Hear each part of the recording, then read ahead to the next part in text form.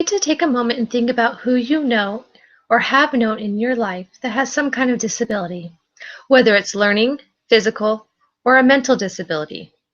Even if you don't know anyone personally, wouldn't you still like to see all children succeed and reach their potential, feel included and accepted by their peers? I'd like to introduce you to CJ. He is a very special, close family friend. CJ was born with Down syndrome.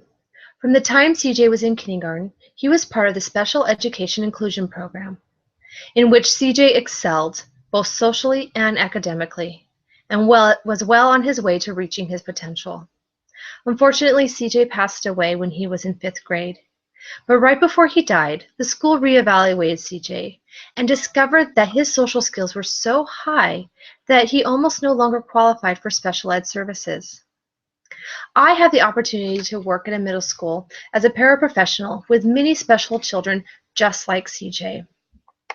I believe that with a special education inclusion program, when children with disabilities are appropriately placed and given the opportunities to learn in a general classroom alongside their non-disabled peers, they will benefit both academically and socially. Now, what is inclusion? Inclusion is the idea that children are educated regardless of a disability in general education classes with the support and guidance of special education teachers. Putting these children in their least restrictive environment, which is allowing students with disabilities to learn while being educated in a classroom that is close to normal as possible. There are 2 federal laws that govern education of children with disabilities and require that a significant effort be made to find an inclusive placement.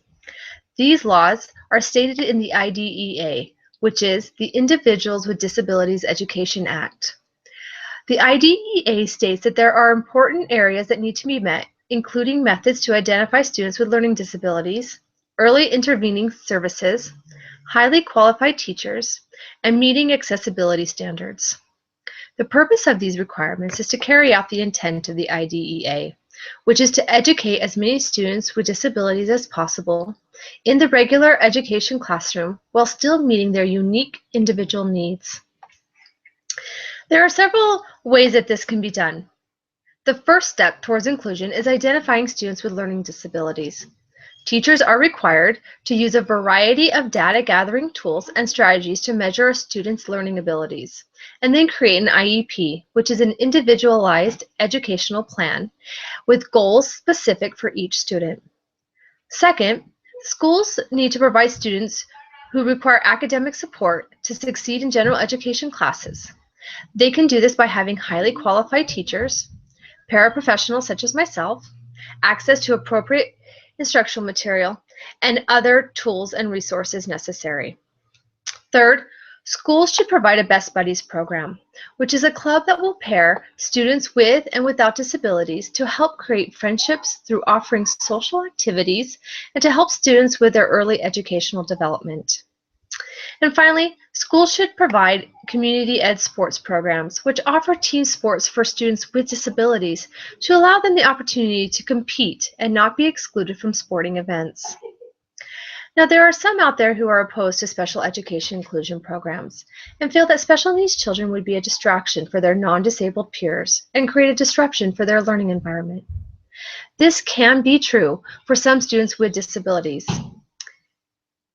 However, those students need to be placed appropriately based on their IEP, which would allow for the opportunity for students with and without disabilities to learn from each other.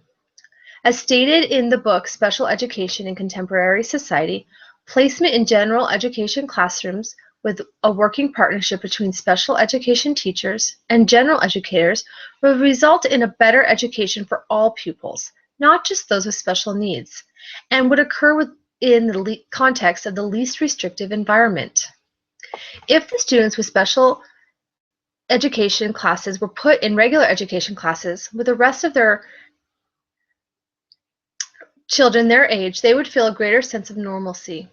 In special education, the principle of normalization is making students with disabilities feel like everyone else and make them believe that they can do anything they put their mind to. Special education professionals Gretchen Walsh at Notre Dame University says, inclusion is important because through our diversity, we certainly add to our creativity. If you don't have a diverse classroom or a diverse world, you don't have the same creative levels, and I think our strength lies in our diversity.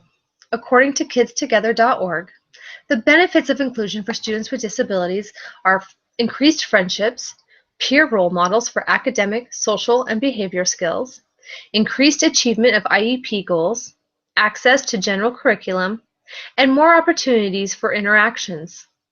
The benefits of inclusion for students without disabilities are more meaningful friendships, increased appreciation and acceptance of individual differences, respect for all people, prepare students for an adult life in an inclusive society, and greater academic outcomes.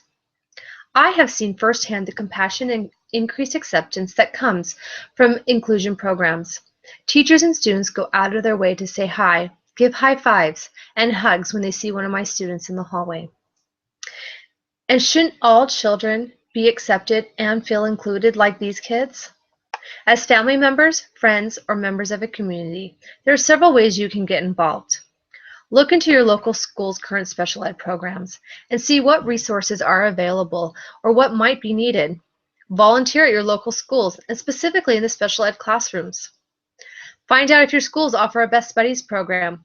If so, join and help organize activities. If they don't, then start a club charter and get other members of your community to help. Look and see if your schools offer community ed sports programs and help with coaching or organizing sporting events. Remember, you don't have to be a school employee to get involved. Now I'm going to ask you again to think about someone you know in your own life with a disability. And again, wouldn't you like to see them succeed, reach their potential, feel accepted, and be included? Dr. Seuss said, unless someone like you cares a whole awful lot, nothing's going to get better. It's not.